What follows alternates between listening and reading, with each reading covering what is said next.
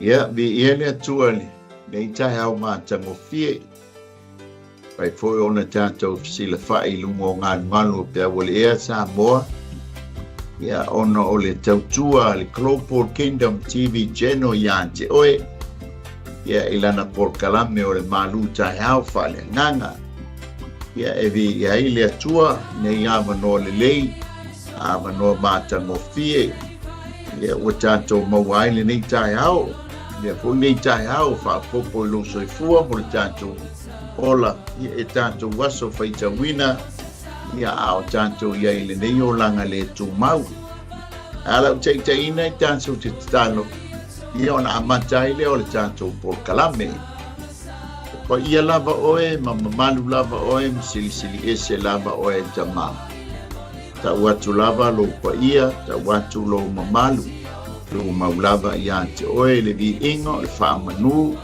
o le amene o le osana tama pai te tauanga o no mea ia te oe le mātou whaafitai o no lo walofa lo wanga le lei ia u whaifona mātou whailoa i fia ele nei tai au manino le tai au titoa mai ia te oe pa tau nui nai foi a mātou por kalame fuafuanga ia o le vi inga e tu maulava ia te oe tama bala au nganga pa ia lau wha au unga i me whai ngangwenga ai sili ai wha au unga i wha longo lau whanau a vea lau upu le atua se vai malu i o mātou tangata pai fōpanga ia le atua le loi mata malingi ia ono le malanga le maliu ma le oti ia vea lau upu se wha mawhana whananga i loto wha noa ma loto mawhatia ia ono mawhatanga o te tea ia ono lau vana au tamanga lelei iau whaamanianga le mawai o mātou tangata ele nei tai au fo ia te oile vi ingono o Yesu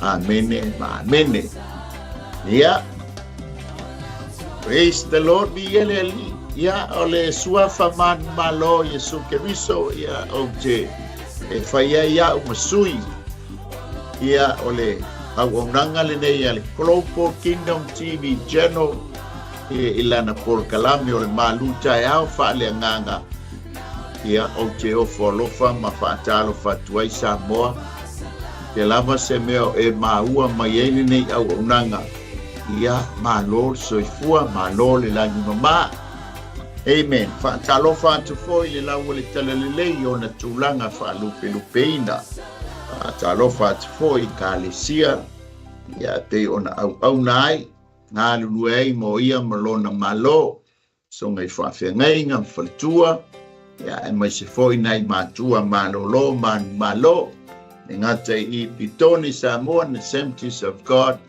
Assemblies of God ia e mai se foi le Carpenter's House ia e vi ia ma whanene i nai peo o ia Carpenter's House Assemblies of God mai Stocks Valley ia e pei ona au na tuaile uso au na ia ingo sua so alo yo su telea ia pe ana masani ai ma luta au fale nganga i leta au ma leta au bi ile li patalo fa spoile ai ngo Keriso ia lava se mea o e maua mai ele nei au nanga ia fatalo fatu ia te oi le suafa manu malofa pele amen malo foi soifua malo le langi mama ia malo foi tawatai foi mga wenga o whenga iai ala usai foi le nei tai au ni si foi o tau watu sa whai ngā wenga li po ia malo fa malo si mo ia ele ngata i tāpina ino ma tātou ainga ia o ia malona whina ngalo patalo what foi le sunga CEO tunga i whawhengainga paruso au na ia mai pureta mo le whantua ia Sara mai sene no fualo a ta lofa atu foi le au whainga nuenga i au kilani a ta lofa atu foi i au auna oso mo tua whawhine a ta tō noti mea whatasi i lungo nei ala leo ia ono o le atua malona malo pa ta lofa atu foi ta sponsors no tō pito la au ia alofa mia ele lei Yana fa manianga le mawai alo fangia foi ia pesi nisi taitas ia iai whaamanuianga le atua le tau ngānu na whai, so ni fo ile tātou au nanga, ia tu sai mo ia malona malo, pantalo whantipoi, ia anga iuso matua whawhine, so ngai whawhengainga, whalitua leo mafuta mai lungo le tātou ala leo po le tātou au nanga Global Kingdom TV channel whātai, le mafuta mai malo so i fua malo le langi mama, ia bi ia impea le li, amen. O le tātou malu tai au whale nganga, ia le amaua mai leile, mo mua le Ioane Apostolo, mo le Ioane Apostolo lona matau koe wha, ia ono na whai mo moe o le whai koe luas kod matas, ia o lo tātou whauau, ia le tusi le Apostolo Ioane, ia e whai o na iai le tātou malu tai au whale nganga, ia le li. Tari tonu fo na ua, ia lana i lungo le na ai, le ngata po tonu wal fale, ia i lau ai, ia po fale ai nga foi, pi ona masan iai isi tamaiti, Hallelujah, ia au mga iai le lau le lau ai, vale tino, ia tari tonu fo ua fi ese ai, felang mulan wai, mea tau mawhai lungo lau ai, ia utali tonu fo le afa penale tātou lau malu tai au whaale nganga i le upua le atua, walanga o le upua le atua pa maitala atus pa ia e whātusa li susu e le suia, amen. Longa winga e mātango fie, hallelujah. Ia e whapenala tātou malu tai au, o le la tātou sanga iai ma tātou mafu tai le nei tai au, ia o au la le la tātou e lau watu le tātou malu tai au whaale nganga. Ia ai, si mai lau whaafonga ma. Alor mai, ia ai le lau tango e lau watu le tātou mea ai. Malu tai au le ngatou mea anu. Ia toi asu tua ia ma le kuka ele o kuka ma mawhala. Singa mea le titia, leango le malu tai au whaale nganga. Amen. O le tusi la Ioane lona matau pe wha. A le lau tango e whaitau atu ia, nai whaitau ia. Ia e whai matato tusi whaitau le nei tai au. O le matau pe wha le Ioane le Apostolo. Ia o le whaiupu mua. Se e whangata mai whaiupu e ono. Lava nai whaitau ia e tusa ma le tātou tusi whaitau. Ia e fia whau ngā ina le tusi po le matau po atoa. Le au pele, a watou te whaalongo ia nganga o malava. A i o tofo ia nganga. E mai le atua i la tou. A wai toa tele perfeta patelo. O ia watu i le lalolangi. O le mele nei tau te iloa i le nganga o le atua. O nganga umai tau tino, ua maliu mai Yesu Keriso i le tino, mai le atua lava i la tou. A o nganga uma, o ele tau tino, ua maliu mai Yesu Keriso i le tino, ele mai le atua i la tou, o lo le anti Keriso, lava le nei, ua utou whaalongo ai o le asau, o lo iai nei lava i le lalolangi. O tou le whana ue, mai le atua lava o tou. O tou manu malo fo ia te i la tou. A wasili o ia ua ia te o tou, i le ua i le lalolangi. O i la tou, e o le lalolangi lava i la tou. O le mea lea, o lo tau tala ai i la tou i la le lalolangi. E whalongo atu fo i le lalolangi i ate i la tou. O i mātou, mai le atua lava i mātou. O le wailoa le atua, e whalongo mai o ia i ate i mātou. O le mai le atua. O le mai le atua, e le whalongo mai o ia i ate i mātou. O le mea le ua tātou ilo ai, le nganga moni ma le nganga sese. Ia whaunia mai le tua tusa ma le whaitawina o lana awhionga. Ia fo i pēa ma tū mau ia te ia no na vi inga e wha mau. O le tātou pa soala le leitai au po le tātou manu tai au. Wha leanganga. Ia ua wha upuina wha pea o lou ta uami o tonuina. O lou ta uami o tonuina. Ono le tusi le apostolo. I le mafutanga. Ua umo na lātou talia Iesu Keriso e whai mali i ma whaola. Ma ua ta uami o tonuina i lātou. Langa o Ioane. O le so o lea o Iesu Keriso. Ia o le tangata sai le lotu iutaia.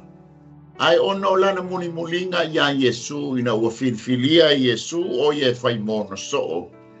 Ia peina adea la lātou o ni tangata ua mamai ese mai le tāpua inga wha iutaia.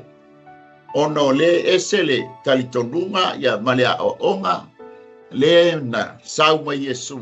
Le lai whailo ai o mea o lona malo.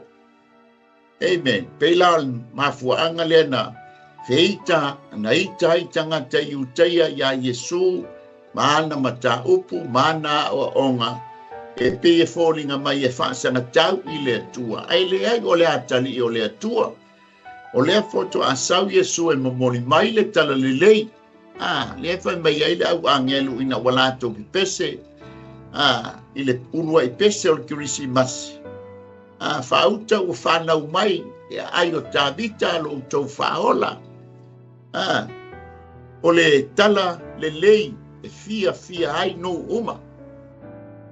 Le la tala noa mai. Ma tau lia fōi o le tusi. O le tusi e ave i tangata i utaia po o tangata e pelu ua whaola ina po ua mamai ese. Mai le tāpua inga wha i utaia. Wala tau talitono o Iesu Keriso, o ia o le alo o le atua, o ia o le Keriso. Tau lia fōi tala Iesu na whai ona so. Le ase tala tangata o aia. E wha mai le au so. Lo whalongo mato whalongo wha mai o oio Elia, o oio Yeremia, o oio Setasia lau perfeta. O le maulea tangata iutaia. O Iesu o io Setasia lau perfeta.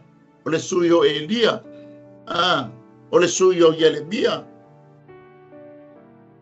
E whasili leo Iesu, o tau, lea la sau tala i atu, lea sau tau manatu, o ia. E o solo pe telu, tea wafo le ngungu umale, au so o le foi numi mafo le au so o ia, le malamalama po le ala tau tali le awhai atu nei, ne te u whai atu stali o na ita leo Iesu, wa toa alema le tātou muri, ai tau te le talitonu mai a iantea.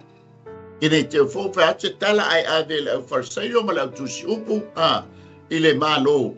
Ia ona wa whai tala e le fia i la tau whapea o le sui o le atua. Ai e whamei pete o oi o le alo o le atua. So i fua. Le ala i ai la tangata ia na le foi tusi ai whamei nau tau whalongo mua ai le whapolo inga lea na whai atu ai. Fai peta lai mai ai Iesu ia te tātou. E o foi lana polo inga muli ele ia fio ele langa. Le foi na longo mai. Tau lia an Iesu e mai lana fai for ministry po o mea lofa i e tutonu ole e kalesia. E ile apostolo, e ile au fai ngan, fai e bangalia.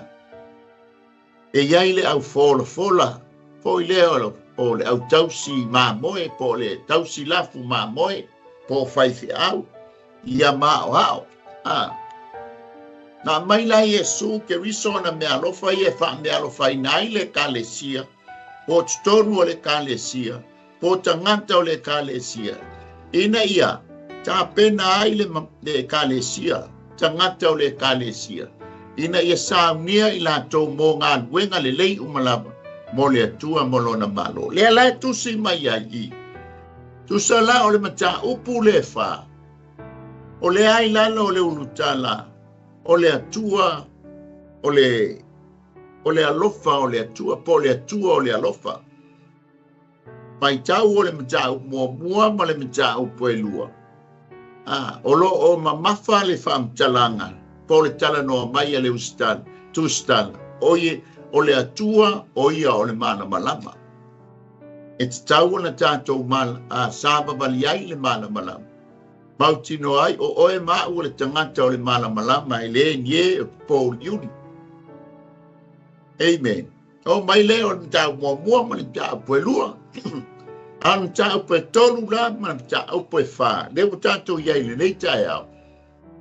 Ia o lo wha au mai le o tū po o ma fau ngor tūstanga. O le atua o le alofa. Amen. O ne wha ai ulo le me tau pulo na lima. O le atua o le ola. Lea la wai ai le atua o le alofa le o le atua pe o le tātou tala no ai ana nafi. Na mawhai ai o na maua le amano o tātou anu ese. Ai sea, ina wa tātou talia Yesu Keriso e whai mali i ma whaaola. Ona tauami o tonu wina ai lea o i tātou. A wā ngasala tangata umalava pe o tātou spa ia. Ma ua leo o aile vi inga i le atua. Ai ua tauami o tonu wina i tātou. Ona o le tongiola a Yesu Keriso. Po le ngaluenga la beai, po le ngaluenga wha tongiola a Yesu Keriso. Ua mawhaiai. Ona tauami o tonu wina o e la maa. So sangata la wana talia pe yao na o ta ua fo le taimi na yaso mabai atu. E selo tātou loa. E selo tātou talia. Pe ano ua. Batu se whantaita inga. O te loa wo. Te loa fo ye masani. Ai a mai lo fale. Amen. O lau whai talia ai la tau e o maitstone. O lau whai talia foi. Ia tūtua ai whafo se tūno. So le winga la nga e selo tātou loa. E selo tātou talia. O le talia la. O Yesu. O le whale o Yesu Keriso i lou loto. E whai ai o ia mō tātou ali i mō tātou whaola. E la whai mai e le yone mō. Bua whai o pasuma lua. A o lato umana talia o ia. Yesu Keriso lea. Ma whātua tua i lona suafa. Na ia abatu iai o le manuia. E ta uai i lato o whānaua lea tua. Pa mai lea o i lato e le o le tino na whānauai. E le o le loto foi o le tangata. E le o le toto. O lea. O lea tua lama. O lea tua na whaolaina, o e whaolaina. Pa wale mātou ngā luenga o le whailo. E pule lea tua i le wana whiriwhiria. O na ua, baba ai mai lea tua i lana whiriwhilinga. Le whiriwhilinga lea. Ua o talia Yesu Keriso e whai mali i ma o whaola. Amen. A le lai whai ue le tusi o le Ioane tonu e tonu suma le ono. O le wa ya te ia le alo o Yesu Keriso le wa ya te ia le ola. O le ya te ia le alo ele o ya te ia le ola. O le to asai lunga la ya te ia le ale to asa na tatou whana nau mai male anga sala. O Yesu Keriso langa sau o lana ngā luenga o lona toto ina ia mama ai le anga sala ale lalo langi. Ele ia mai whaapitoa na se tāpua inga pasilotu. O le tangata wana talia la Yesu Keriso. Le mafu aile o puta wami o tonwina. Ona wa, tātou talitonu, tātou whaatuatua ia Yesu Keriso e whai mō tātou li i mō tātou whaola. Apo ilanga wanga sala tātou maua leo o ile vi inga ile atua. Aua ta wami o tonwina la tātou.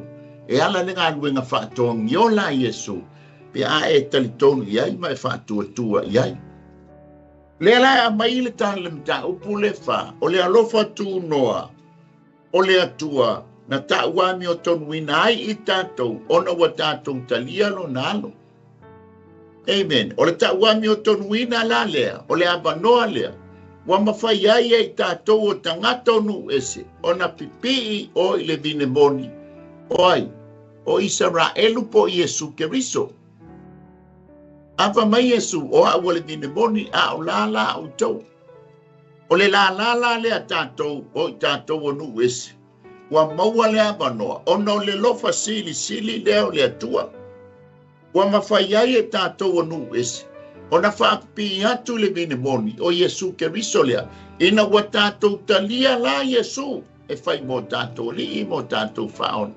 Whamai lea, o na tauami o tonuina leo i tātou. Ma tau lia awane inunumia i tātou. E esel tana noa mai a Paulo, ia Roma. O le whaatua ma le tali tonu e tauami o tonuina ai i tātou. O le ala lea, le taimi tātou te tali ai Iesu Keriso e whai mali i ma whaola. O lea pato a tātou unu whale i tonu o manuia o le atua. A o Iakopo, o le ame i le tangata ua umona talia Iesu Keriso e whai mali i ma whaola o la ua ngalue. Ua au auna as a servant of God. Amen. O langa tau tua la lea, malana ngā luenga, malana au auna. Lea lainga muli maia tātou ngā luenga. Ea, e mawailo tātou taui. Ea, lea la pa mai oane. E whape, o le sili la le silingia Ioane tu sa mal tātou matau. E whape whea ona e pui i lou tau wami o tonuina. O le wami o tonuina, ina wa tātou talia Iesu Keriso e whai mali i mawhaola. O le taimi lale nei, o le mea tau, o le papa iaina, ma le whaama maaina, sanctification. Justification le wami o tonuina. Sanctification le whapa iaina, ma le whaama maaina. O le alo na mafuanga, for your glorification. Ina ia, whaeaina oe. O lona winga, o le nau ta inga la le a mai e Ioane. Pui lauta wami o tonuina. Pui ma leo. Te ia ona e alofa oe ia te oe. E te le whaia se mea lea ngai oe. I le tino le nei. Pa pena umalau pui nga le te pui ai. I lo tufa le nganga. O le taimina e talia ai Iesu Keriso. E a vea mo wali i mau wha o la tango le pui. O le winga le o le tātou matau. Leanga o le tātou te i le lano langi. E le i wha o la ina o tātou tino. Na o tātou loto po tātou nganga le o wha o la ina. Ai le i wha o la ina o tātou tino. E whea ngai la tātou. Ma whainga tā ma pua ngā. Ia ma meo wha lave. Po i le e a whaina ai lo ta wami o tonuina. E a whaina. It will be lost your salvation. Ai o le mafua anga lea. Lea la mai e whape whea la. Ona o pui. I lo ta wami o tonuina. Lea lai mai o le a mai o le matua me o le tele o anganga le au mai. Ta mai lor fai o le fai mua le au pe le. Mua mai le upu le au pe le. O le upu matua so mai ya te oe mau. Ua matua sawa le upu e fusi le i ta ua. O lo tau pele ina oe mau. O le wa mai whaala wai tele le upu. O le la be aile le whanau. Le la be aile tamaititi. Le la be aile tau lea. Le la be aile tama. Amen. A wote pole tina lang o le tau whai umayal tina. Ayayal tama ye foi mal tina. Alela wa mai ele ngata to tono le ainga faolaina o to tono le maftanga le tusi mai le apostolo Aleluia. Mua mai le upu le au pele. I le upu e le ni ta ua le akapetos. O le lona fa Peritania, o le dearly beloved. O le worthy of love. O le walofangia, o la upele, o le au pele. O oe la o le tangata ua ta wami o tonuina. O oe o le tangata walofangia e le atua. Amen. O awhai o na ua e ta wami o tonuina o e ala i lo whātua tua ma te tonu ia Yesu Keriso. O lo wali ma lo whaola. Ua ta wami o tonuina la ngaiaia nganga ia e o mai. E o mai e le talitonu i lau Yesu. E le talitonu o Yesu o i o le Mesia. E le talitonu o Yesu o i o le Keriso. E le talitonu o Yesu o i o le ano o le atua. E le talitonu o Yesu o i o le atua. O nganga laina, le lai au mai ai, o le lapata inga ia i tātou ua ta uami o tonuina. E whape fea o na tā pui pui i lo tāta uami o tonuina. Le au pe lela, ia, le tele, le a i loa la, longo winga o aula o le walofangia i le atua. O au le pele a le atua. O au le au mea mamae a le atua. Le la ua tusi mai le tusi ia atia. Tau tua nā ma oe lo ta ua mio tonuina. Amen. Le anga iai le fili le e te lua whesa ngā i lea taimi ma lea taimi. O le taimi lea. Ta moa a e mawhauwhau atu ma e manatu natu atu. I tangata ia ta ua o tangata pa atupu whaalawe lawe. Mai ta watu i whaalapu tuputonga le whea ngai ngei ma le taua ma Israelu. O tangata whaatupu whaalawe lawe. O tātou loa le ma tātou whaalongolongo. Ilo lātou fo i songa songa. Mona lātou fo i tala a ave ua matua longo ao lātou tala i le lalolangi. Leise meo vai pangoa o le lalolangi. E le o longo ai tala nei e winga i tangata nei whaatupu whaalawelawe. Pamai leo le pale mia o Isalae. A le wha umatia se tu lou tangata whaalawelawe nei. A le manu malo Israelu i tangata whaatupu whaalawelawe nei. Ua whaia ina la le lalolangi. So se taimi a tātou te whaalonga tua i tālau tangata nei whaatupu whaalawelawe. I oso tua i molo taita. Ai atua i maletala. Matua le mawhauwhau. Matua le a malea Wapena uma le longo a o tala o le whanaua Yesu Keriso i ona pō ia o Ioane. Longo a o le taimi a whalongo atuai o lae e tala noa mai le vanga le ia Yesu feita iai. I no sia. Toe o lewa mai. Vai i tai o Roma i taimi a. Tau mo whaia. Whasioti ame sea, tafia sea. Papena umala le ngana le te whalongo ia i taimi nei i tangata whaatupu whaalawelam. O tangata kerisiano i ona pōna, o tangata ua wha kerisiano ina, ma ua avea keriso mo lato tai mo lato master. Ele angala ngā wenga tangata kerisiano i ona pō, ele pape o e whaatupu ni whaalawelawe e whetā iai pe osile pe whaise taua ma ngālo lei. O le winga o le tala, o le longo a. Ua whai iai tala, ua whai iai manatu. Whapena umala le taimine nei lo whanongo atu tangata ia whaatupu whalawelawe.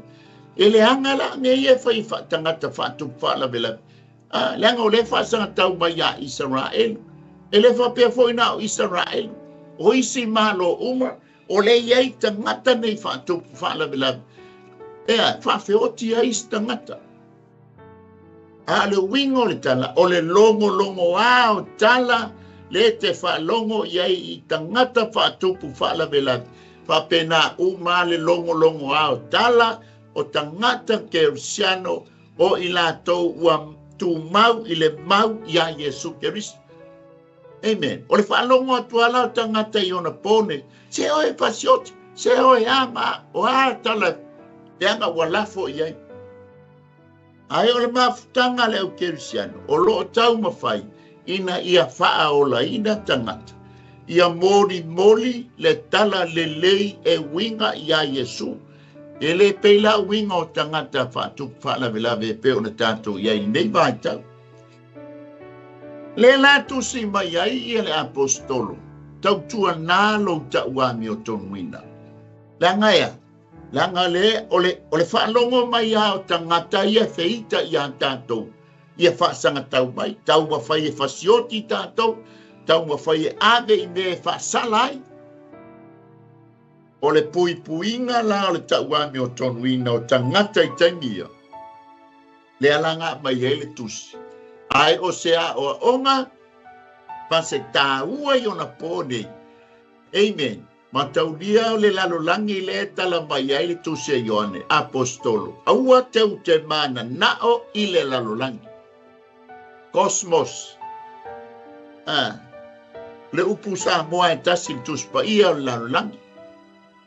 Ai ese o na winga. Lalolangi mua ilona whaaperitania ina, the earth. Le tātou te iai, le tātou te ola ai, le whai ai lau whale le te nofo ai, le te oso whai ai lau tā vale tātou te oi whale o loa e whātau mai. Le tātou te whemalanga I atua I Samoa mai nei, Australia, Amerika.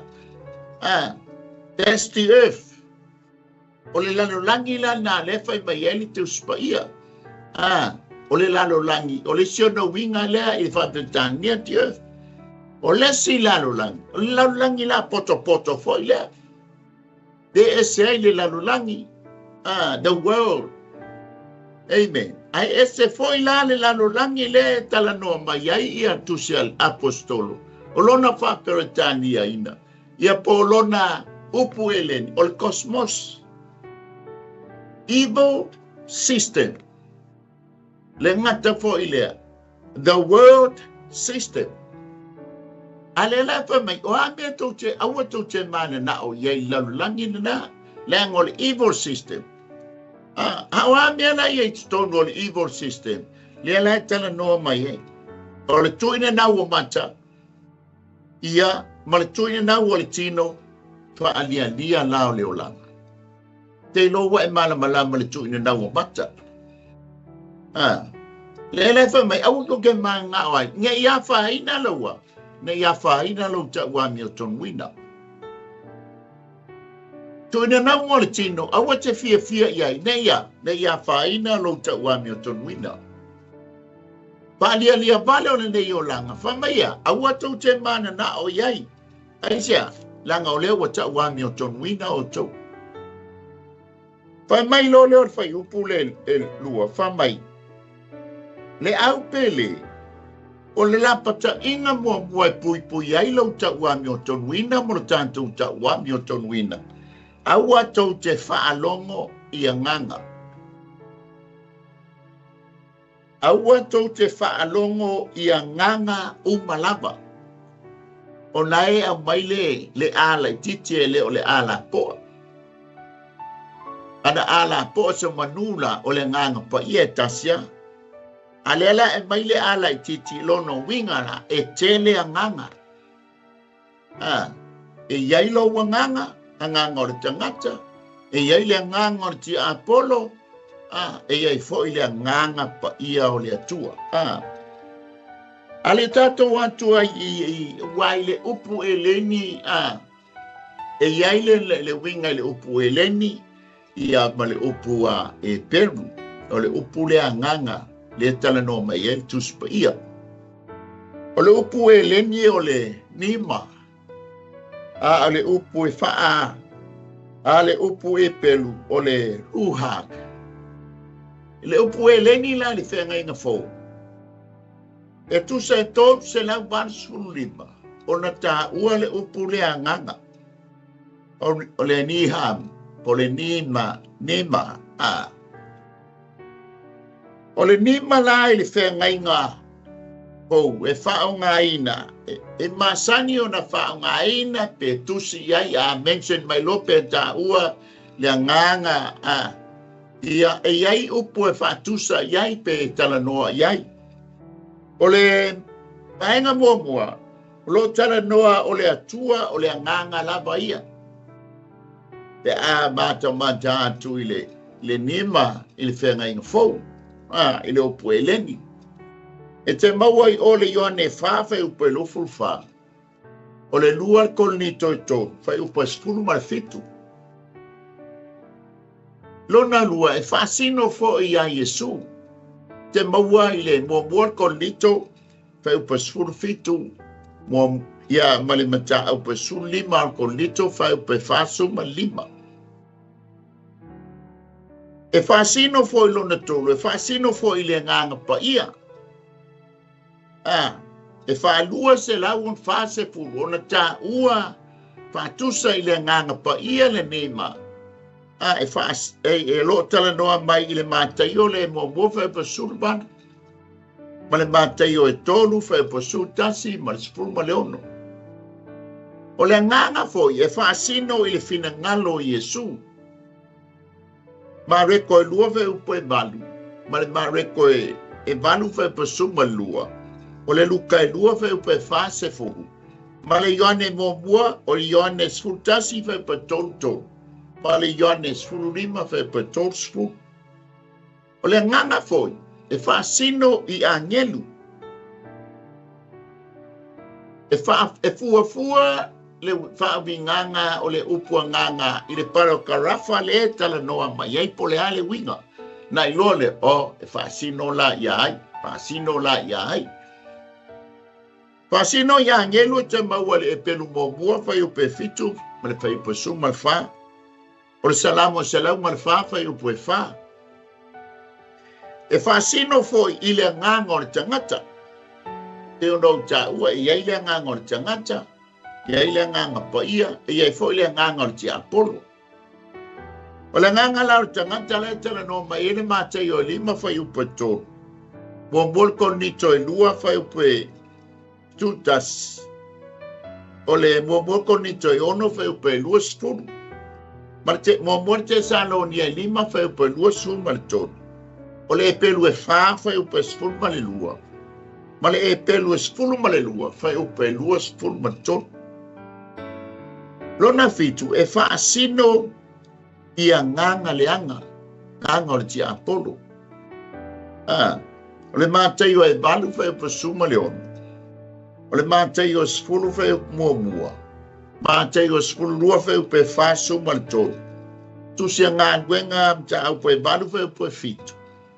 Ngā duenga spulu ono whai upa suma leonu. Ma le whaalinga spulu ono whai upa suma le tōru. Ma le whaalinga spulu valu whai upa suma le lua.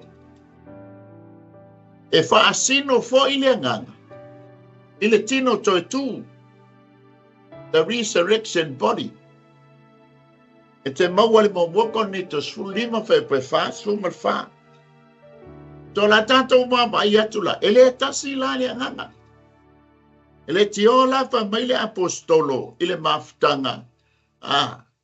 O le pui ngō lau ta wami o tonuina. Awa tō te wha alongo i a nganga o malama. Pa mai lo le vaenga lo na lua. Te mawar whai umomua. A ia ho tau tofo i a nganga o malama.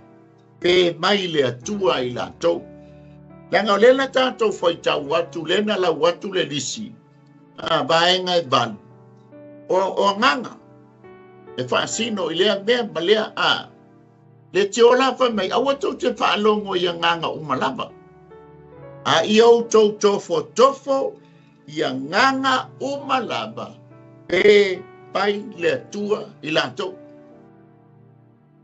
Te lola ua malama le tātou. Nanga iai le nganga o ti apolo. Iai fo ile nganga o oe ma. Iai te uta salua se o le mea fai mai ile nganga pa ia. Ai le ai o lo lama nganga. Te fo uta fa pe se ma me o le mea fai mai ile nganga o le atua. Ai le ai o le nganga o tia apolo. Lea so lea lea mai le lampa ta inga. So le. Ango tofo a nganga. Lea ngai le tasi se a nganga. Te le a nganga. Pe mai. Le nganga le o fetala i atu ma musu atu i ate oe. Po se nganga mai le atua. Ia pe ese el mele sa wai le nganga. Aleluia. O le upu le tofo. I le upu eleni e ta ua o le toki maso. O le test. O le tofonga la le wa mai. Pa mai le lua konito e sultoru fai upo e lima. Ia tofo ia outou. I le whaatua. I nā su e ifo ia ia te outou. Pea tau te leiloa ea outou loto wai to tonu ia te outou o Yesu Keriso. Pe a fai ua le pe pelo la outou. Ia me mafuai. Lela e mai no mon me ole.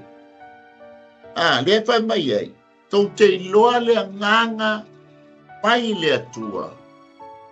La tau te tau tino ia Yesu Keriso. O ia o le alo o le atua. O ia o le persona lo na lua o le atua. O ia na maliu mai i le tino le nei. Na liu tino tangata le loko o ia lea. Amen. Na tātou talitonu ia te ia. Na maliu, tānumia, ma toi tū mai, ma ua fio ato i le lang. Nanga ia isi talitonunga le iai peo na uwa, talanoa. E le talitonu ia Yesu Keriso, o ia o le ano o le atua.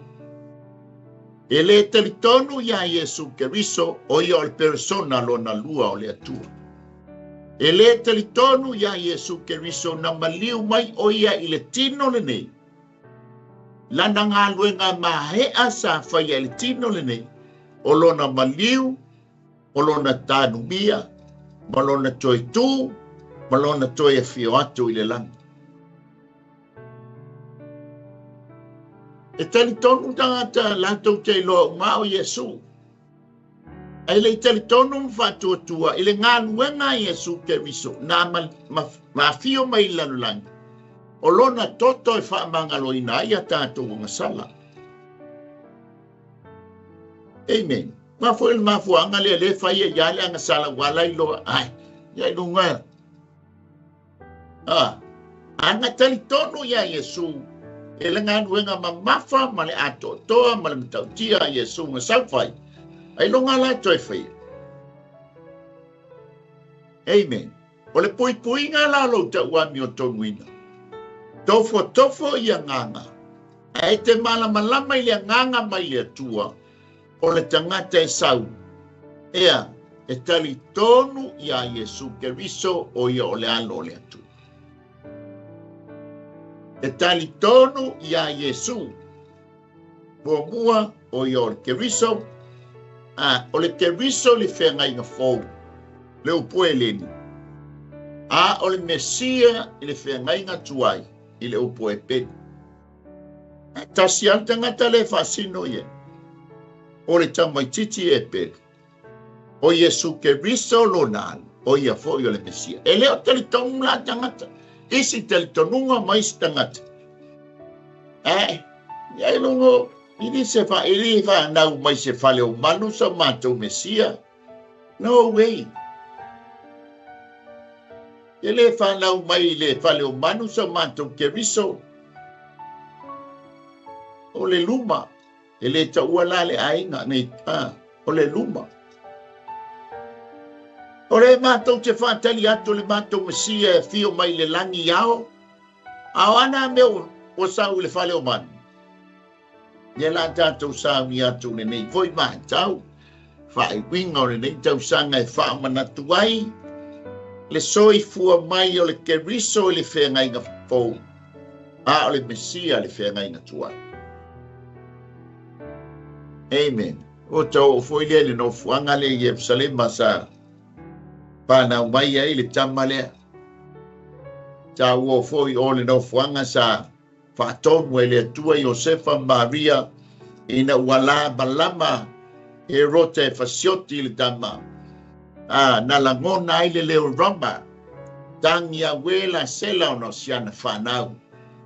Nanga o le pepe lua tausanga ala i le pepe o fasioti. Aya, ina ia, la vea atua i maritama titi lea. E whaatonu wina i le atua Iosefa Maria, ave, tulunga, ave le tama, ave e kupito. Mato atu le teimina, wafia la wa e kupito. Wala tu teritonunga le teimina o ese Israelu le whenga tuai, na o mai ama e kupito, ia Israelu ma mai manuia o le mano. Alato fianga leo wa toe o malanga atu le ainga tupu le ainga paia e taua o le ainga paia Holy Family na mai la le tala al matou tuakai na o le Israel o le latou mita mitanga lea ona ua toe maua le avanoa e toe o atu ai le Holy Family lea mano nofo i lau ele eleo o ai kupito. Amen. O amailua, o fia te talia le aingo paia. I ta uami o tonu ina ai, i ta ua. Le lai fai mai i. O le nganga e te loa le nganga. Nganga e tele tangata. Ele talitonu. Telefo ia tapoi. Ele talitonu ia Yesu Keriso. Amen. Ai a fai o e talitonu vi ia le ali. Fai le tātou talitonu. Talia le o ia. Ta uami o tonu ina i tātou. Wa tātou le talia o ia. E fai mo tātou li mo tātou faol. E le aila se e le ta uami o tonu ina la tā ua. Tu sa pete fai mai te iloa. Ai e te le talia o ia. E le ta uami o tonu ina la oe. Lango le tala le antus pa ia. Ele sa tala o le tala tuspa ia. Ai sea, ina ua tātou talia Yesu Keriso e fai mo tātou li mo tātou faola. Ona ave e se ina le e o tātou wanga sala. Aia, a maila na mi o tonu. E tā ua mi o tonu ina ai tātou ele se tātou ua mi o tonu. Amen. Ele o se tala inga. Le tala noa mai ale tuspa ia. Tanga lai lunga ia te au le totol tangata ele talitonu. Toli, o whatu nge te alu ele le ia le folo whailu. Ia no mamalea wa whai e ia ilau whirwhiringa. Ia ele se mea tātou te whi tai ma. I tai lesi. A lea lofa sili leo lea tua soifua. Da mai ai lona alo le la tātou saungi atu whai winga le netau sang e whaamanatu lona toi whiu. Ulea oi pulea le awala te whaamanatu ai. Pe whaamanatu le whangu le wha mai e sa mo le whanu mawhana. E le ia te se pulea oi. Ai o le tā ua o le whaamanatu i le. Ma le mātau mo fie o le. Amen. Wa mai lea. E alana tau tofo ia nganga umalamba. Langa o le iai lau perfecta lea wo atu. E lengi perfecta le lei, a whamai o perfecta pelo. Aleluia. O le mafu anga lalea. E tā uailo tātou tofo i nganga umalamba. Langa ea. Langa o le wo atu, le wo i tonu perfecta pelo. Tala noi perfecta pelo. Tali tonunga se ia. La tau te ia Yesu Keriso ma le mau. La tau te ia Yesu Keriso o ia o le Keriso, o ia o le Mesia, o ia o le alo o le atua. La tau te. La tau te le mana na o ia Yesu Keriso e fai mo la tua. fai mo la tau tupu, fai mo la tau faola. Le anga o le tama Maria o le antali o Iosefa, na whanau mai le whalepopi.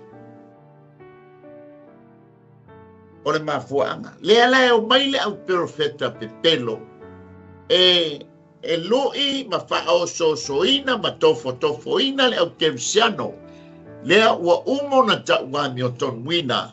Ina ia, deny the Christ. Pa mai leo le vaenga la tato wole le vaenga lea. O vaenga po awana e fitu. Tau te tofo ai perfecta po o nganga. Lona winga tātou te iloa ai le nganga. Tonu ma le nganga. Sa momua. E te maua le whai upo e lua e o le whai upo e tonu. O ala tau ta tinonga e winga i a Yesu. O antikeriso. Ta ua i la tau antikeriso o e te i a Yesu. So e ke whanongo tua o tangata e ngate leti. Na te e Yesu Keriso. E le aise a fo. Le si talitonunga. E le ta ua ngā nuenga Yesu Keriso na sau fai le lalulangi. E fai mai ai.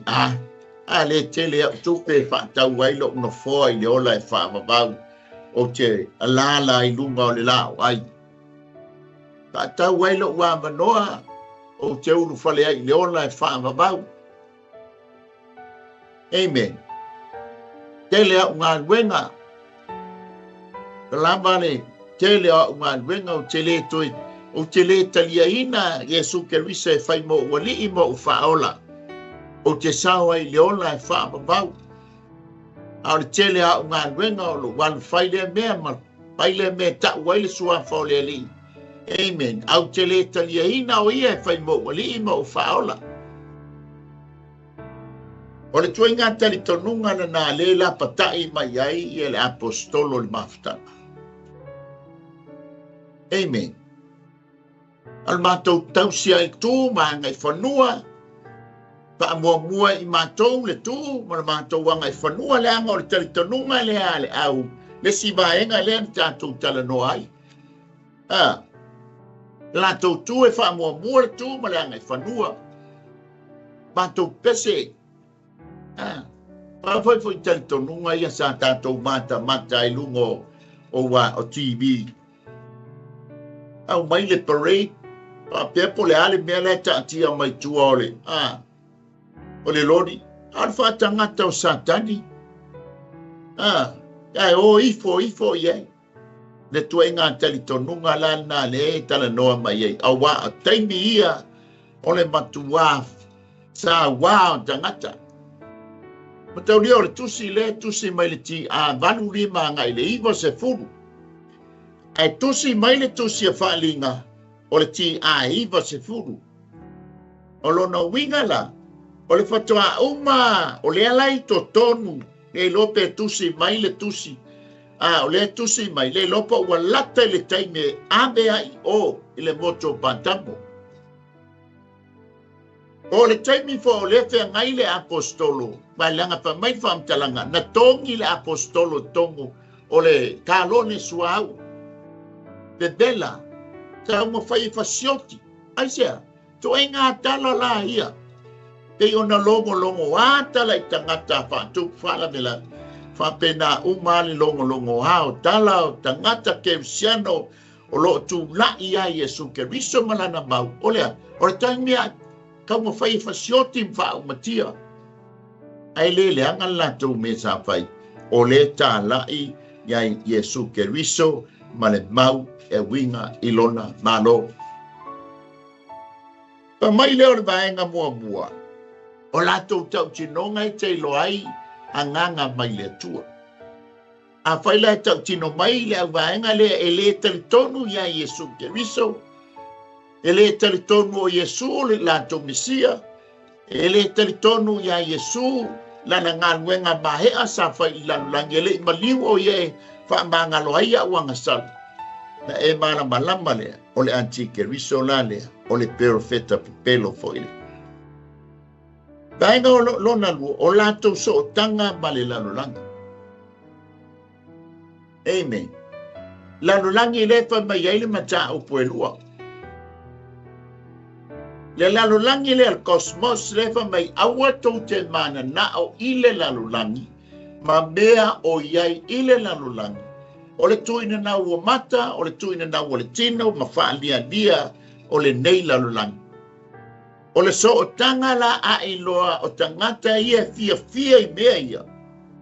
Na e iloa lea o le anganga lalina e le titau na tātou talia ina. Le so o tanga o tangata ma le lalolangi. E le o so o tanga ma le le tātou te iai leanga o le lola, le tātou te ola. A le tala no mai lalolangi le tala no mai mata au puelua. Aua tātou te mana nao I le lalolangi. Ma mea o I le lalolangi. A whaila e te lo o le te fia le tuina na ua mata. Fia le tuina na ua le tino. Fia la le tuina na ua le whaandia dio ni nei o langa. Mea wha fia le tātou te mabai. Nga e mana malama le malai ma e lo. Pa mata lai pui ala uta uami o tonuina. Pa mata o la vea ia o mai lo uta uami o tonuina. Amen. Te maua o ile. Te maua le mata upu e lima. O le whai upu e lima le mata upu le wha. Te maua o le mata upu e lua whai upu su lima o le whai upu su fitu lenga o tala noa tu nei. E wha maile ia ko po e wha whai upu e wha. O tau tane muli luai. Ma whawhine muli luai. Tau te leiloa ea o le whiwha wawai ma le lalolangi. O le whiwha wawai ma le lalolangi. Le lalolangi le o cosmos le tala noa mai ei. Le mata au pue lua whai upu e lim. Su lima o whai upu su fitu. Wha mai lea. Tau te leiloa ea o le wha wawai ma le lalolangi o le ita lea I le atua. O le nei o se fia wo ma le lalolangi. Ua avea oia maita I le atua. O le upo le atua e leo se upo au lali. Ha mole. O le vaenga lona lua, lona tonu. A wala la tau te talia ai le whakerisiano. Na tau lia peo na longa peo na utitala ina ai tula mitau. La tau te le talia le au kerisiano I te mia. E le whanongo lo I tala le au kerisiano. Ona, pai lole se me fasiotia. Ma fua anga le na whaonga ina ai le meo le sain po le atolia. E whai mafso ta inga I ia vai taimi ma ia vai tau. O le ata o le fungala au, o le ata o le taula, o le ata o le patuluse, ta whai mafso ta inga. Ona, wa tau whaasale ngana. O ile le tala whaatala noaina o le kerisiano, fo le fellowship. Wa na le fso ta inga o le kerisiano I le kerisiano. Ona lea, o le lama le fili e fasioti.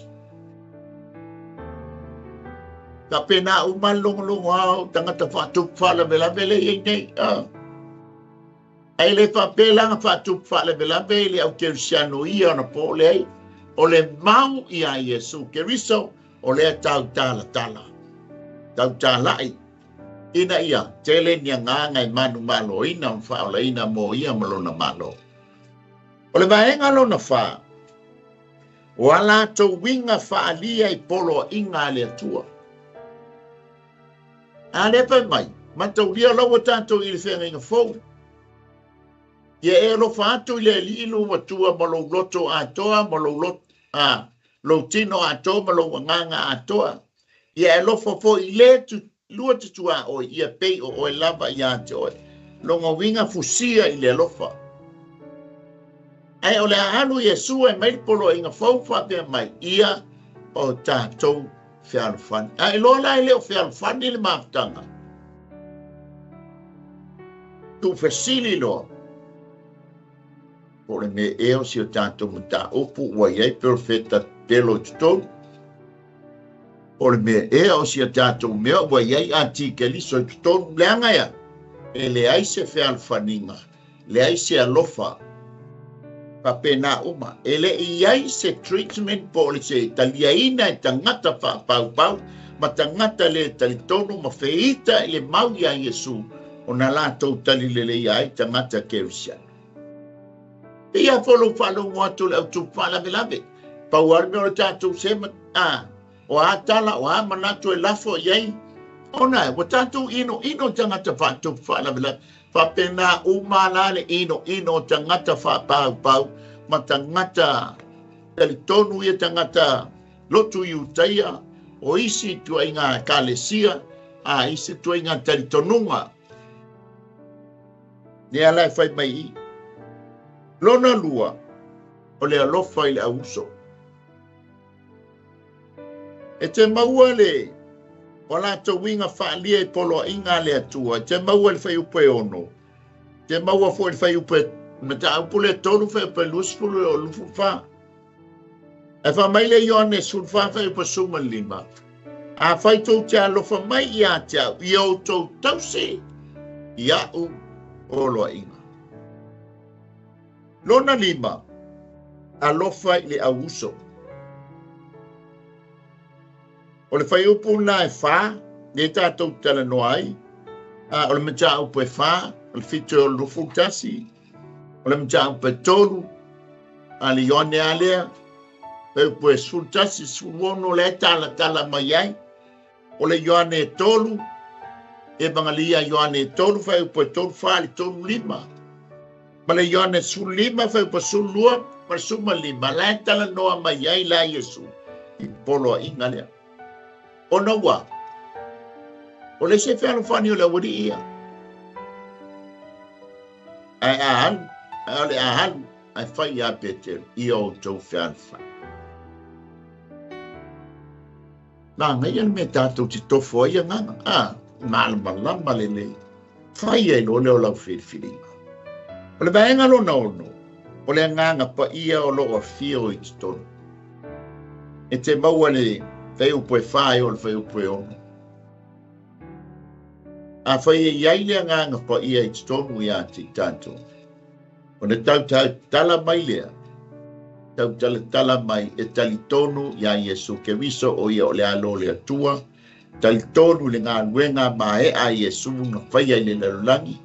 Talitonu ia Yesu ke wiso na toe tu mai ma fio atu i le langi. O le ata fo i le talitonu wai tātou e iai le toe tū. Leanga ia, leanga o le talitonu tātou le toe tū mai o Yesu ke riso. E tataula ia i tātou, ona tātou talitonu e iai le toe tū. E a whai o le tala no mai vaenga le, e le talitonu i ese toe tū. Ma e tū le ma e toe wha. Se e tua ngalu ma e mata ma e vāvai. E lo pos perfetta, e lo pos antike riso. Leanga le tala no, mai e le talitonu e iai le toe tū. Leanga o Yesu ke riso na toe tū. Leanga wha mai Paulu, anga le eise toe tū. O ta lo whae. I lo o tau whatua tua. Ta lo whae fo i le mātou tāna inga. O le vaenga lo na whitu. I le upu le atua. E te tofo la i la tau. I le upu le atua. Te maua le whai upe ono, ma tā upe lima, whai upe sfuru, pēr tātou wo iai, lua ti mo te o tolu, whai upe suma le ono. E wha mai le lua le, oi le lua ki, kon lito e wha, whai upe wha. O wha taua soina manatu o i lātou, o e le talitonu i le atua. O tangata e le talitonu i le atua. E talitonu i le tia, polo mana anu. Pa mai lea, o i lātou o e le talitonu, ua whātau a soina mata o i lātou. O e le talitonu, o e le talitonu, e le atua o le lalo langi nei. Nongo winga la le whātau aso mata. E le atua o le lalo langi nei. O ai le atua o le lalo langi nei. O le tia apono po le whiri, o mai lea, ina nei pupula atu ia te i lātou le malama lama o le tala le lei. I le mamalu o yes o keriso, ua tusa o ia male atua. Amen. Tātou vaenga lana e fitu. so ni mai i le tātou tofu-tofonga. Ma le tātou sa i li linga. Ma le tātou mai tau. Amen. Ina ia, pui ai lo ta wami o tonuina, ma lo ta wami o tonuina. Pui ai lo ola whale nganga. Mono mātou ola whale nganga. Tātou te mata iai ma mai tau. Pai iai le tātou whiriwhiringa. Awaine i vame lau whiriwhiringa ma lau talitonunga. Se e tū ma mai tau pe i mai le lātou tala no mai. Amen. Lango le whai mai iai le tātou tus whai tau e pe ona iai le tātou le tātou tus whai tau. Le lau tātou mai leanga iai a nganga o le ni. Ai whai o mai whai mai. O le mea lea tātou te iloa ai lea nganga moni, ma lea nganga se. E peila o na lau atua i le risi i le nei tae au. Amen. Tātou mai lea le vaenga lona wha. E te mā tātou te mata atua i le whai upo e fitu, e o le whai upo e lua skulu maritasi. O lea la ua mai ia le, whailo mai a te i tātou. Aua tau te whaalongo i a nganga o malama. A ia tātou tofo i a nganga o malama. Aua i langa i le tasi se nganga. E tele nganga pe ona tātou tala no ai. Lona lua. I a langa o lewa. Wo o mai le anti keriso. O le winga e le o le tangata lea. Patino iai le, ai o winga o le upu anti-keriso. O le winga o le upu anti-keriso, o le te ia Yesu. Nongo winga le whawhaingo fia ia tātou. Tala noa ma e mai tau, ma e mawhau whai o a ula e te ia Yesu Keriso. O isole. O lea lau te le vaenga la lea le anti-keriso. E le isau tai.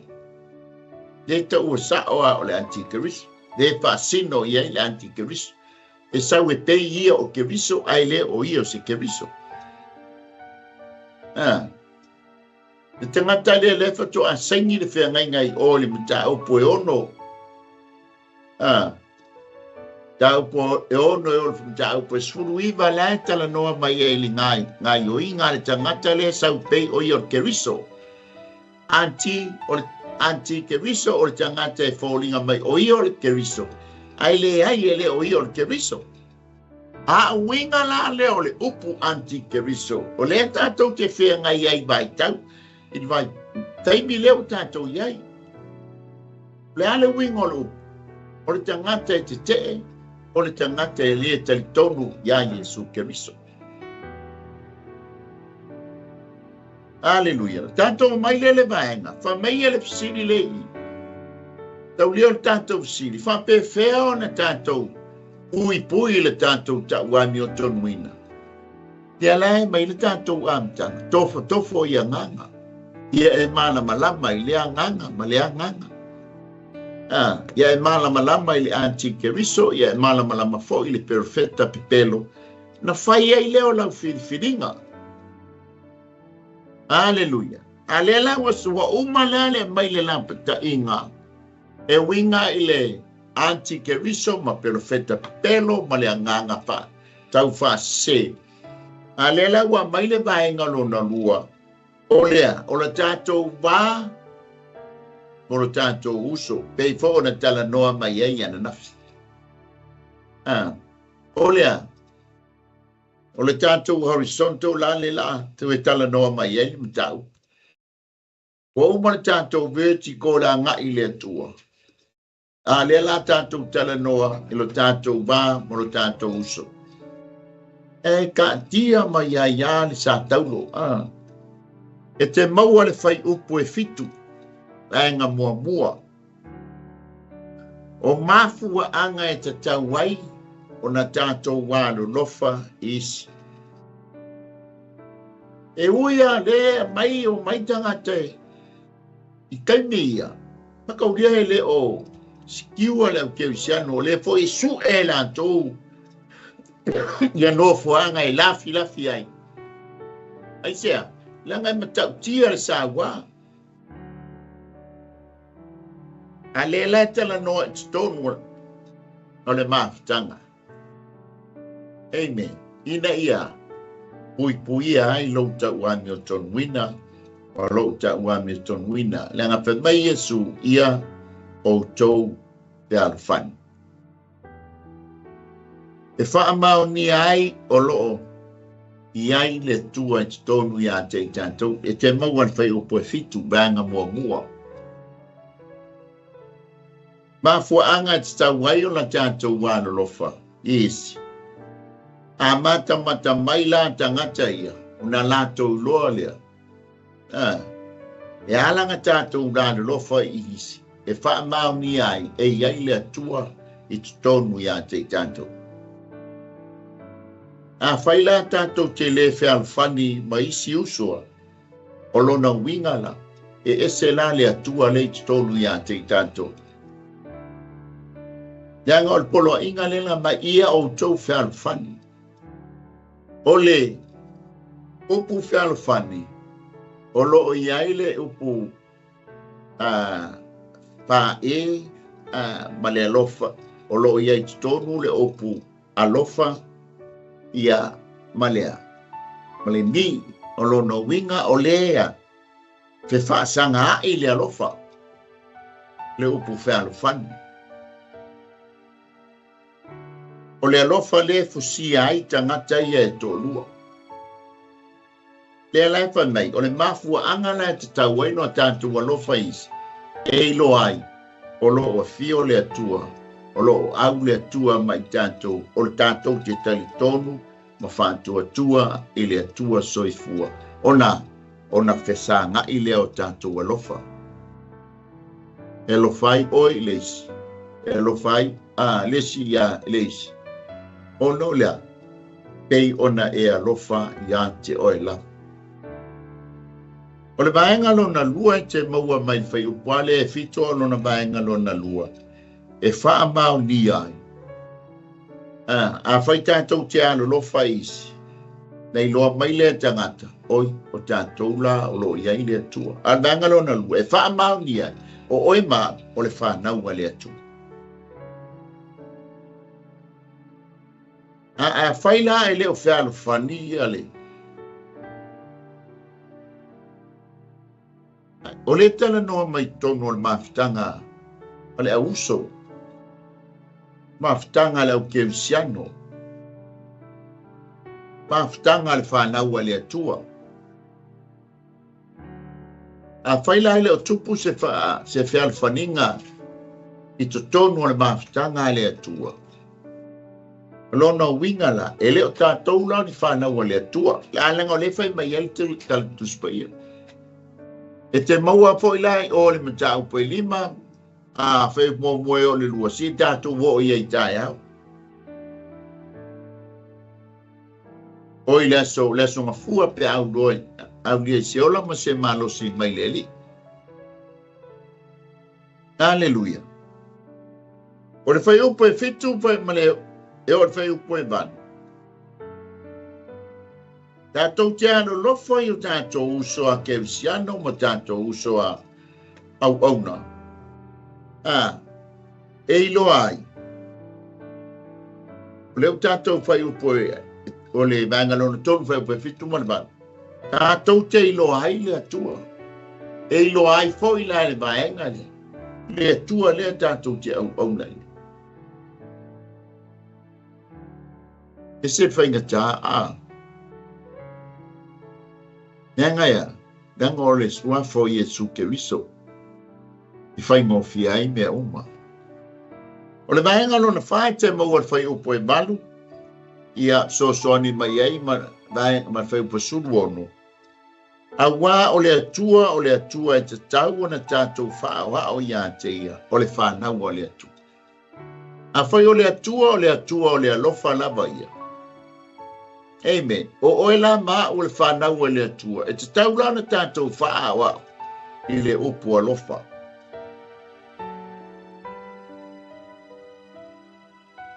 Aleluia. Vaenga lo na lima e te mawal fai o poeiva, vaenga mua. Wa foa i mai e le atua le alofa ia i tātou. Tātou tea alo lo fai. A faina alofa le atua ma foa i mai lo na alo mo i tātou. E taulanga whaatino le tātou anganga o le alofa, o le foa. A mawhatia, a puapua ngatia, a leise ofu. E whai la a whai oa o le awhina o le atali o le atua. Amen. E te taulana o foa i stangata tā te tau atu iai. O fia aipo, o fia ino. Po le aise. Le ini. Ni mea no foai. Le tio mana iai o le tali tonunga o le o ngā aiopu. Tangata tau teba. E na whātu mawina e iopu. O lima vai. E ngā whaamaru sia e iopu. O tuli vai. Ai na whaamaru sia e iopu. Pa mai le tala, so se taimi e malanga atu ia iopu e watu i taimi o whono tanga.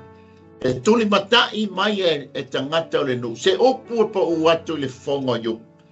Ea, e tali ailo lātou ti ngāmane lātou mawhatia. O se whetalainga po se tō whae tō o manga ma i aile le nu. Peilana mai i o le whaatino, o le alofa whaatino. O le vaenga lona ono. Peilana whai mai ai ia le roma le lima. Whai upu e lima i le vaenga lona lima le whai upu. E iwa vaenga mua. O le wha moe fōi e le mai. A wā ua wha malingi mai le alofa o le atua i o tātou loto e le nganga pa ia. Ua foa ina mai mo i tātou.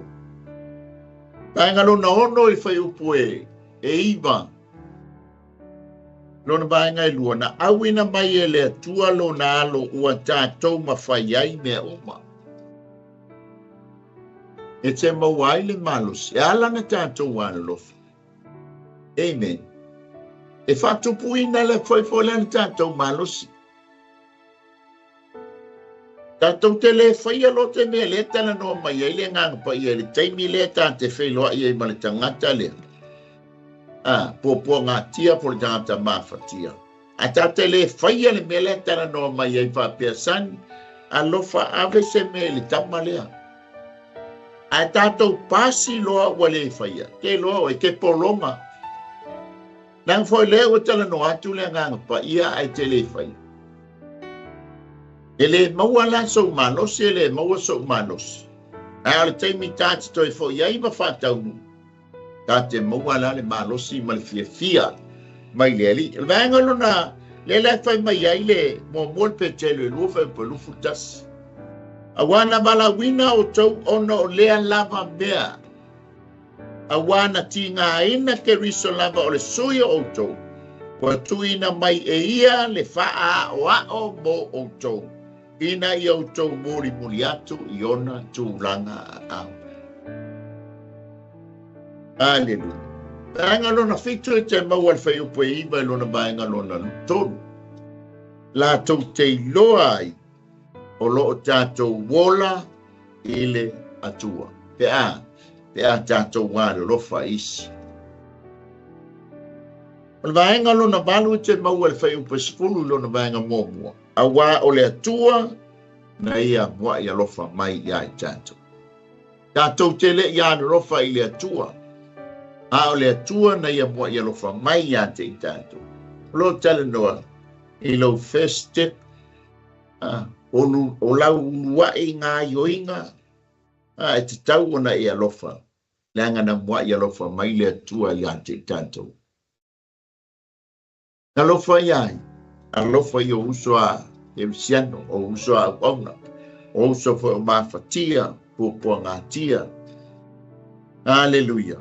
O le vaenga no na iwa, e te maua le whai upu lea e se fulu, vaenga no na lua. O nā alofangia i tātou ma ua whaamanga loina. Tātou wale lofa, ma tātou whaamanga lo. E mau mai le o le mau masani le yon le toru fe pe toru suma le ono. Awa fa pe lava ona no fa mai o le tua I lalo langi. Wa au ina mai ai no na tali e totas. Ina ia le whano se tasi e whatua tua I a tei. Aia maua e ia le ola e whano mal. E lona winga, tātou te ala lofa, ia matau mo whai e wha mangalo. Ai le na o le ala lofa, ai sa wha mangalo. Pa mai le tana tuspa ia, a le wha mangalo ina tā ua. Ile tā uso, e le ma whai lana wha mangalo mai tā ua e le atua.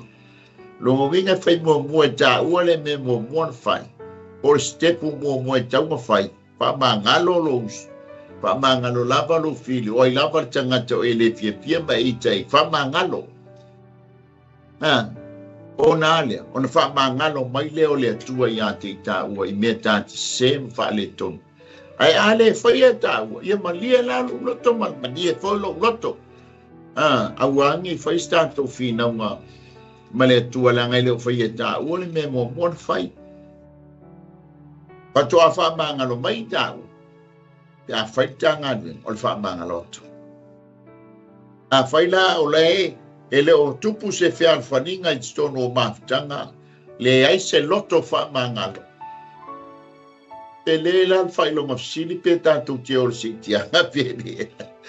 A wā whai ele o wha mangalo, ina tātou ele atua, ono ele o maua se loto wha mangalo. E wha mangalo ai o tātou usoa. Kevsian. Haleluya. Pa mai le vaenga sfuru mar ese furu I fai pasultas. O tato wan lofa I o tatos, o tato tiutelea. Amen. Ele saule angelu fai nga o ele wa mai ek talofa. O le vaenga lo na sfuru Spulu martasi I te maua whai upa spulu tasi lo na vaenga I lua. Wa lofangia I tātou. Sa lea lofangia. Amen. E o na lofangia I tātou e le atua. Ai sa tātou le vasenga o le lea lofangia o I tātou. Whape nala tātou. Tātou wano lofa I o tātou. Isi ona ea. Ona sa lofa mai le atua ia I tātou. Tā mea fo I tātou o tangata e le ia lofangia. A le ua lofangia whapena fo I lalo tātou wa lofa whatino isi o tātou uso a kevsiano. Hallelujah. Whamai le vaenga lona le la te maua I o le Roma e 5 ia whai upo e ono se o le whai upo e 10 pe a mana o te whai te wina. O le vaenga lona sfululua, e te maua I le whai upu le sfululua o le tātou tuspaitau, I lona vaenga mua. Ua ato atoa fo'i le alofa o le atua I te tonu ia I tātou. A tātou wāna lofa, isi, ona, ua ato atoa la le alofa o le atua, I to tonu ia I tātou, ona ua whaia le tātou ngā luena. O le ano lo fatu isi. Hallelujah. O le vaenga lona sfurfa, ia e te maua le whai upa suma le tonu. Ua I loa ai o lo o fio le anganga o le atua I tonu ia I tātou. Pea whai tātou te ano lo fatu isi. O le a mai a le whautuanga ma le lapta inga le mātanga I tonu. Kalesia le ai ia polai ave I tangata ma tusi ave I tangata keusiano e pele. Anga o le te tala mai le au pele, o le ala wa tāo whai ai tātou uma. Amen. Pe iau na alofangia na vai tau ia. E whapena fo I vai tau le lei o tātou iai. Lango le tuspa ia o lona hawa onga ma lona tāua. O lo la fo mai ia I tātou. mai leo nisi o whaia o ngā o i tātou o tangata whaalongo lona lua second audience le au mai ai le tusi. Ea au ngā iate, o au ngā iate i tātou o malam. Ta pena ai ma pui ai lou ta uami o tonuina. Amen. Pa mai le vaenga le spuru ma le wha. Pai upasuma le tonu. Ua ilo ai o lo a fio le anganga o le atua i to tonu ia i tātou pea tātou wale lofa atu isi. E loa ai ele tangata le o whai ai na ngānu wenga le lei. Tā lofa. Ni ele li o lo o fio le atua i tonu la. Le uso o le tua fine. O le tamā, o le tina. Pamaia le vaenga le sfulu lima, ia e te maua le whai upa sfulu ma le whai o le sfulu ma le lima. Ua ia te i tātou le alofa. Ona wa, u whaatino le alofa isi. O Iesu ke visoa, o ia o le alii o le alofa. O le atua pe ona amata mai ai, o le atua o le alofa. Ia tātou te iai le tusi lea mta upo e lua, o e mta upo e tolu ma le mta upo e wha. O le atua o le alofa. O le sili ese la o le alofa o le atua. Ua mauai le amanoa o le tangata nu ese, e ulu fale atua i manuia o le atua. Nao Israelu, na tā pena ma saunia e whaatai ia Iesu ke viso ua tauami o tonuina ai i tātou alo tātou taliaina o ia. Ia ua mwhai ai o na tātou whale i ona manuia. O le whai upu o i one mata upu lona maenga sfuru fitu. I le whai upu le sfuru ma le fitu. A wai whaapei o ia, e whaapea fo i tātou ile lalolangi. Le anga o le winga le o le upu ke usiano, ke riso le mo mua, ma le ano le muli muli. O le aealu le upu whaapea tania Christ, ma le I-A-N. O le I-A-N la, o lo tala noa i le followers. O le Christ la, o le master, o le tātou master, o le I-A-N, o lo tala noa i followers, o tangata muli muli, o ai lo tātou master, o ke riso. O i tātou la, o le au ke risano, o lo muli muli a ke riso. Ai lo e te e a ke riso. O no winga la, ele o ta uala o ke usiano, ese la tangata le ta te muri muri. Ele o Iesu la o lo master po lo chaitai. Pe a fai te e, ia Iesu ele o so faola, ele i maliu mo oe, ele i wha mangalo ina aia wanga sala. Ai ese la tangata la te muri muri ta iai. E fo le kalesia, Islam, o le rotu, o le tāpua inga. O tangata muli muli, e ta ua le au Muslim. O tangata muli muli po followers al Islam. Pa penana tātou. O ke riso la o le tātou teitai. O tātou la, o tangata muli muli msoli tūlanga au Iesu. E taulanga whai tātou whaataita inga. O Iesu o le tātou matai e seli le alofa. A foi nei e tu ualo na pa ia le langi. Ma lona mamanu le langi. A e sau. Sau e whai le tongi o la. Sau e whai le la ngā nuenga la mea. E le whai ngofie lona tu ua o lona pa ia ma lona mamanu. E le whai ngofie foi lana ngā nuenga sa whai.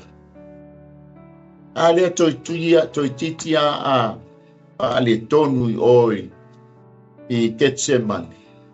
Pamaila na tala, tama ia sesi awala i whātau ngui nai le ipu lea o tau i whātau. E sesi awala. E toi tani a ia whapelon tama. Le ai. Aua ia. Ia sa whaia sa whaile. Sa whaile loto o ata mua mua. Ai le whaia ilo whina ngal. Ale melea. Whaia lo whina ngal. E tūlo loto. Angale ioi I ke riso I Getsemane. Angale manu malo ke riso I Getsemane. Te manuele o Golgota. Aolona manu malo I Getsemane. Wa whaingo fia ia te ia. Ono o I Golgota. Wa maamala na venga I Golgota. Ono wa ioi I Matalia. E pulea na sau. E whaia le whina ngalo o lona tama. A lela e whai mai. A wā whapei o ia. E whapea fo I tātou. E te o la wha mei al tala tuspa ia. Ia amo lo sa taulo. Deny yourself. Pātoi lalo ina oe mai tui na naungo le tino. Tui na naungo mata. Pālia lia o le nei o langa. Deny yourself and then hop in. If I say taulo lai oe, say tulo. Tangwa oe whātoi lalo oe mai tu ina naungo le tinga, tu ina naungo mata, whaalia lia vale o le nei o lang. Ona saulola ia le avea o se ue ia te riso. O le tangata fōwia. Sa, ua mawai mea tuwai o lo tala noa I tu ina naunga nei. Aya. Ai avea oia ma tangata fou. Ia lai whai mai ai tala. Whapei. Wai whapei o ia. Iesu Keriso e whapea foi I tātou o lana whanau. Amen. Ea e whaawa o ia Keriso. Ona o ia o le atua o le alofa. E te ofa mei Iesu I tātou whialwhani. Aisea. Nangai lo le leia Iesu. O tama ia la tūlai mai. O petelu o le whai pisinisi. O mātaio o le au taulanga. O le tama lea o ai fo ia. O Ioane ma Iakopo o le au whai pisinisi. O tele o tangata o le au soo. E iai o la tau tūlanga. Ale mela le nga whaia, I o tau whianu whani. Tanga e tūla I mai ele tangata, whaualo na malo. O le pōlenga la le, I a tasi le whai ngā malo, o le tupunga mai le whianu whani. Ua whea, ua whapena o na pusia I le alofa. Le alofa I le tasi, o le upu whianu whani. Ua fusia I le alofa. Hallelujah. A mai leo whai upu lea o le vaenga lo na sfuru balu. Whai upu e sfuru male balu e o sfuru male iba. O na wha atoa ina ai lea o le alofa. Te lele winga lo upu alofa le tala noa mai e ale. Mua le kolito sfuru tonu. Tala noa mai ei paulo le winga o le alofa. Ai atoa la le alofa. Ina ua tātou whaia le whina ngalo o le atua. Pei a vea fo tātou ma whaa wa oia e winga I le alofa. Hallelujah. Ea, e pui ai lo ta wani o ton wina. O le vaenga muli, el ton foi leo le tātou whai wina foi lea. A vaenga sfuru iwa le leite maua wheu pelu, sfuru eo le whai pelu futas, e tusa ma le tātou tusi whai tau. E wha mao nia ai I tātou. E wha mao nia ai tātou te alo lofa I le atua. O le fsili lea leo tali e fsili te peo na whaatuina mai. Whape whea la, o na pui ai au lo ta wa mi o tonu. Olea, ia o malama ele tasi se nganga. Pen mai lea awa tātou te whaalongo i a nganga o malama. Nā mai leo le whautuanga ma le lapita inga. I awala tātou te loa ai lea nganga sao mai lea tua. Po lea nganga o lea tua. O ngal whala vilape. Valu vaenga o lea nganga lea. Po nganga le la tātou whenga. Le tasi la tenga. Alela mai le afo i lapita inga ma le whautuanga. O le tua inga nganga e te loa ai. Le nganga lea mai le tu. O le lātou tau tinonga e winga ia Yesu Keriso. O lātou wanga, o lātou wamionga. O le lātou loto i le alofa. O lātou manatu e lofa. Ia whātou puina le nganga o le whiarwhai. Tanga le polo inga muli le tu ina mai Yesu e le ia fiola. Ia tātou whiarwhai. Amen. Ela na mai ese la pata inga mo lo ta wami o tonuina mo tātou ta wami o tonuina. E te pui mai la bia. Ma e pui ai. Le ata le al mea ta o le upu wha par Peritania o le sanctification po le whapa. Ia ina mo le wha maina. O lo pui inga le o lo ta wami o tonuina. Taimina e talia ai e suke visa e whai mawali i ma whaon. Lona winga e whailau ngā nuenga ma le tātou ngā nuenga. E lost nau whaarutanga. Amen. Danga le whai mai e paulo i le Ekalesia Roma. Wale i se whaasala i e o ia Keriso. E le o umalan whaiu. O e le sa mambali i le tino. So e le se whaasala, ia te i lātou e le sa mambali i le tino. Ai sa mambali i la le anganga. Ai sa mambali la wha le tino. I le lalolangi le whamai o le tuina na ua mata, tuina na ua le tino, wha lia valo le lalolangi. Ai sa mambali ai la. O e le tangata ua ta uami o tonuina ma ua talia Yesu Keriso. O le talitonunga tu spa ia, e iai lalu whasa.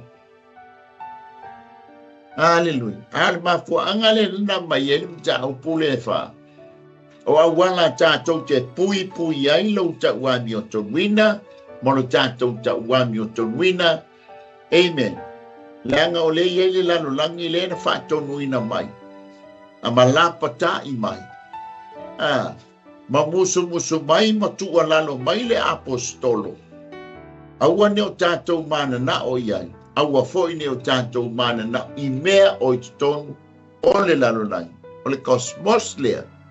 E lai fautua mai. Nā a se lapita inga, nā a se fautuanga, nā a se tua lalo, nā a se motu ngā afa. A le filifilinga ia o lo ia te o e a mai. Amen. Na lafo atu, praise the Lord. Na tu watu yo taftafa. Ia e te mata iai, me e tilo iai. O na whai ai leo lau filinga. Your decisions is yours. E lea se filinga lea por kalame. Pauan por kalame. Ia o le whailo, o le whaamanatu, o le tu watu yo taftafa. Hallelujah. O le tātou o le mana onga o lo watua mo le tātou watua. Awa ne i o tātou whano.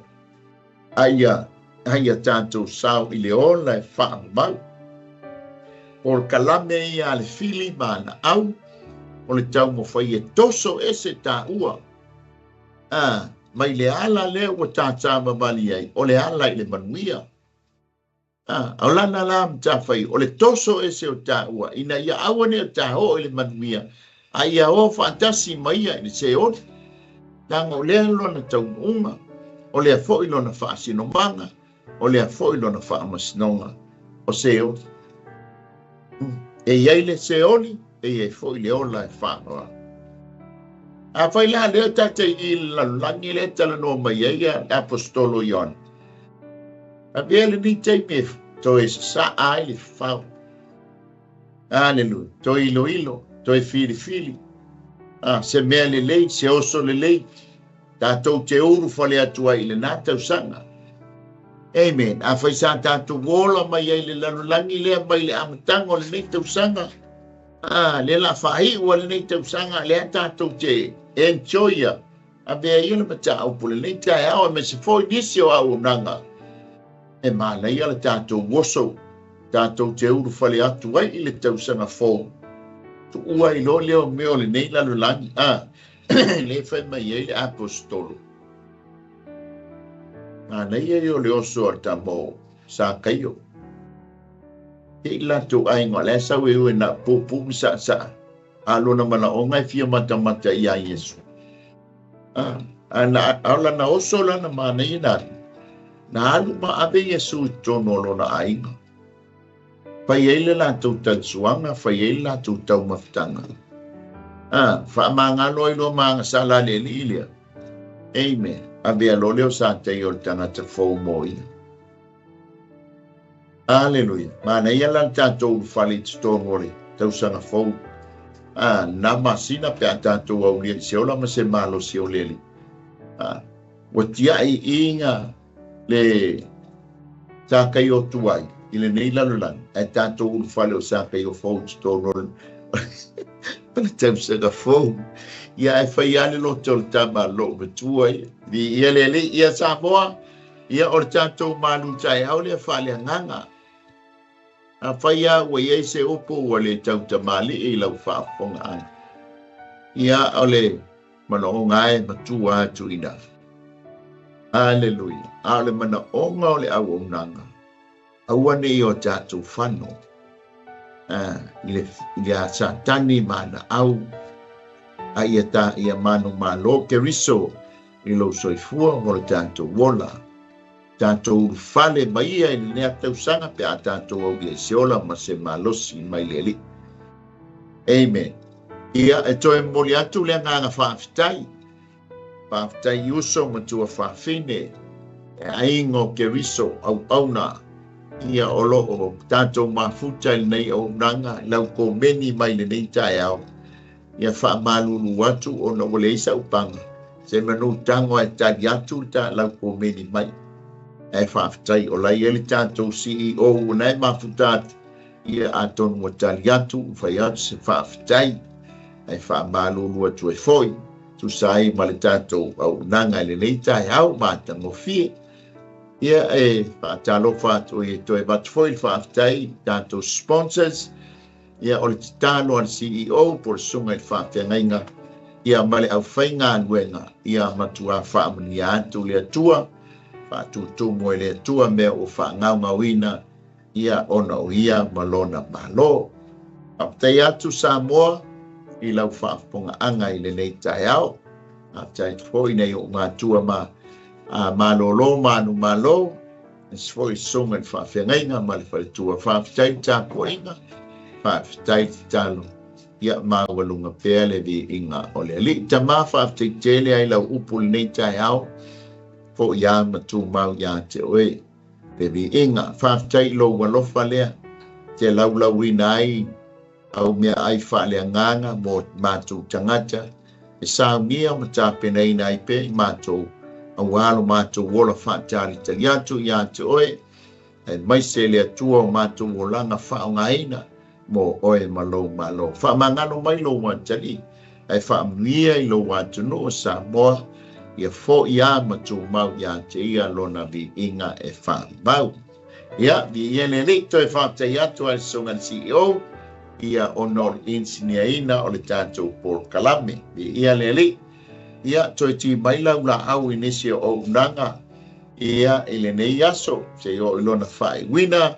Ile nei aso ia tātou toi whailoa ia fo ile ilunga o penga ta whailangi ia e ala le tātou mawhutei tātou au unanga ile nei aso. Ai mai atia nei ia oi mai Wellingtone ia o te whapea atu tō whāsoi fua panuia le nei weekend ono suafo Yesu. Amen. Hey sis, where are you going? Oh, I'm just heading out to find a place to send money to my uncle in Samoa. Oh, why waste time and petrol? You can use UP Group Money. You can send money to Samoa and it's really fast. Really? Yeah. Can I sign up online? Yeah, it's really simple. Sweet, I'll do it now. Okay, bye. Bye. Sending money to your loved ones in Samoa has never been easier with the UP Group Money Transfer.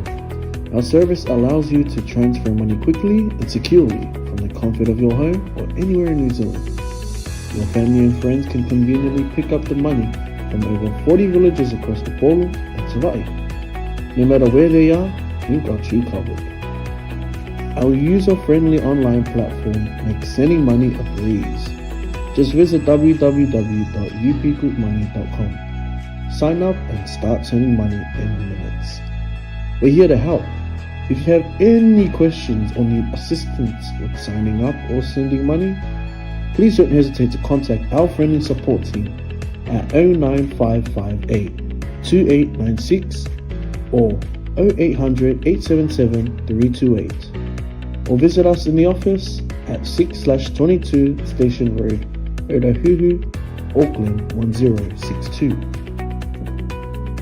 Experience the ease and reliability of UP Group Money Transfer today. Your family and friends in Samoa are just a few clicks away from receiving your support. Visit www.upgroupmoney.com now to get started.